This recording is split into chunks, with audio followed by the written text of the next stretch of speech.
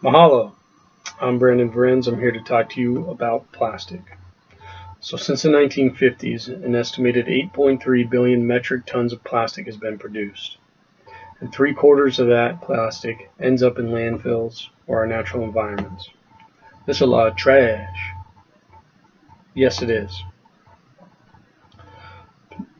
50% of all that plastic has been produced in the last 13 years. So what? Who cares? Well, as of January 2018, China banned the importing of 24 different types of waste. China, since the 1980s, has been the largest importer of waste, creating their manufacturing and recycling industries from it.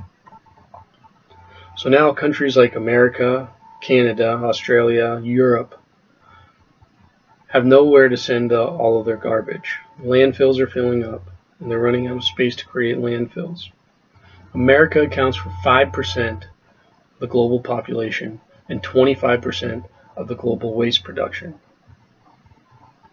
So while looking into plastics, I found all this out because the problem with plastics is just not about plastics. The problems with plastics is a problem about waste. In order to solve the solution for plastic, we have to find a solution for waste. With that much plastic being produced, single-use items will be thrown in landfill. There's no doubt that it makes up a large portion of what gets into our landfills. And by making conscious decisions to limit the amount of waste that we produce down on the consumer level as individuals, will affect the amount of waste getting into those landfills and into our ocean, into our state parks, our national forests, and even into our bodies. There's so much plastic in the ocean right now that by 2050, it's estimated that there will be more plastic in the ocean than fish.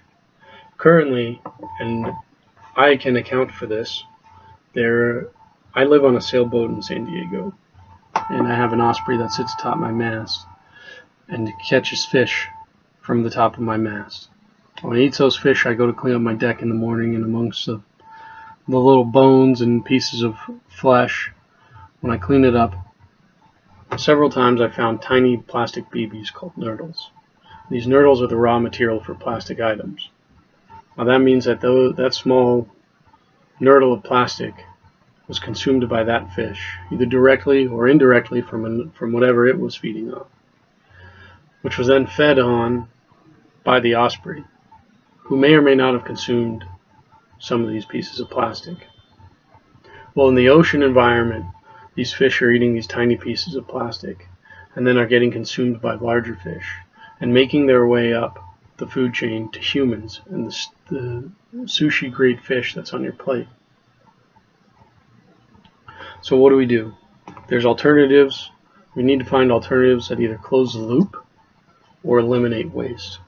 Closing the loop is an expression used by a company called World Centric, and they produce biodegradable materials.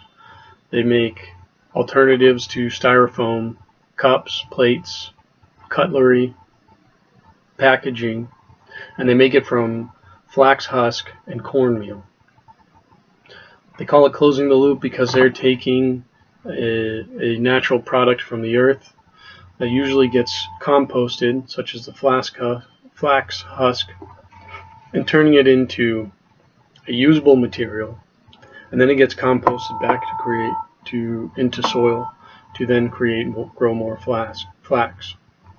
The problem there is that we are now competing with a food source because we're now having to grow more flax to meet the demand to produce the husks to produce this plastic alternative.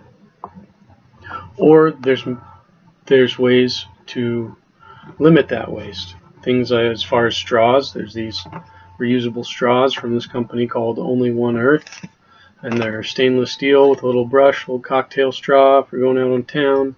I like drinking milkshakes, a nice thick milkshake straw, using plastic grocery bags,